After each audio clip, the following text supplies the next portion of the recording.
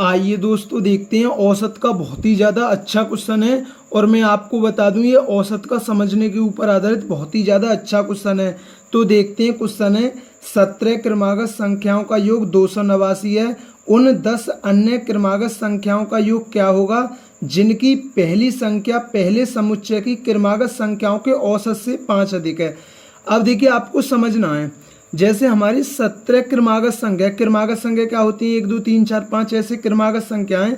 ये हमारी 17 क्रमागत संख्याएं और इनका जो योग दे रखा है वो कितना दे रखा है, इन 17 क्रमागत संख्याओं का योग कितना दे रखा है, 289 दे रखा है। समझना है आपको।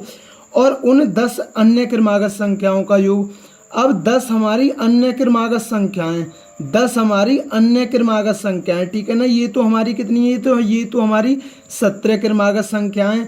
और उन 10 अन्य क्रमागत संख्याओं का योग क्या होगा, इन 10 अन्य क्रमागत संख्याओं का योग क्या होगा जिनकी पहली संख्या, जो पहली संख्या है ना, मतलब जैसे ये 17 संख्याएं, तो मतलब जो 10वीं, जो मत इन 10 में जो पहली संख्या होगी, मतलब हम कह सकते हैं जो इनमें पहली संख्या वो होगी, वो कौन सी होगी, 18वीं होगी, ठीक है ना।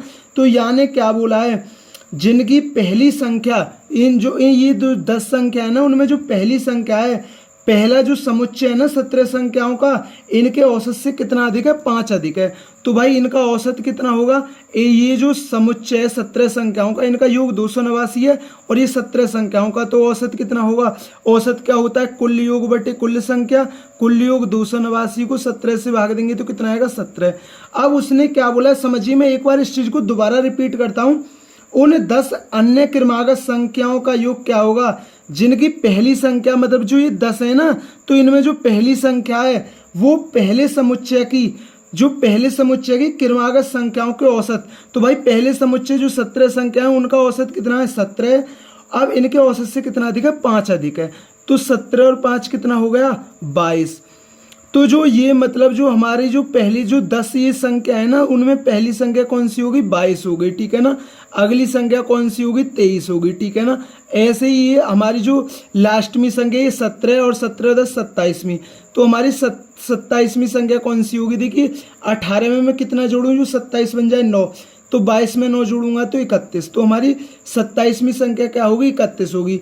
तो ये जो 10 संख्या है ना, तो इनमें पहली संख्या हमारी 22 है और अंतिम संख्या कितनी है, 31 है, ठीक है ना। क्योंकि क्रमागत क्या होती हैं, 1 2 3 4 ऐसे होती हैं, ठीक है ना। अब आपको ये क्वेश्चन समझ में आ गया होगा।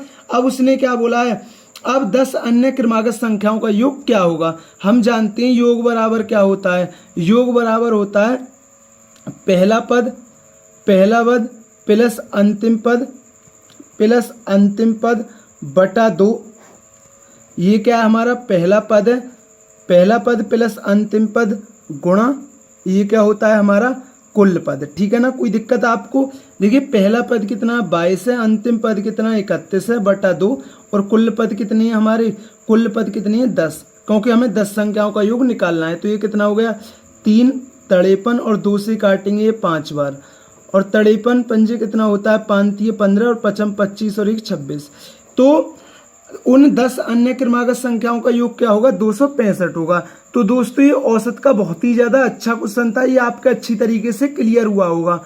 अगर दोस्तों चैनल पर नए हैं तो चैनल को जरूर सब्सक्राइब किया करें, वीडियो पसंद आई हो तो वीडियो को जरूर लाइक किया करें।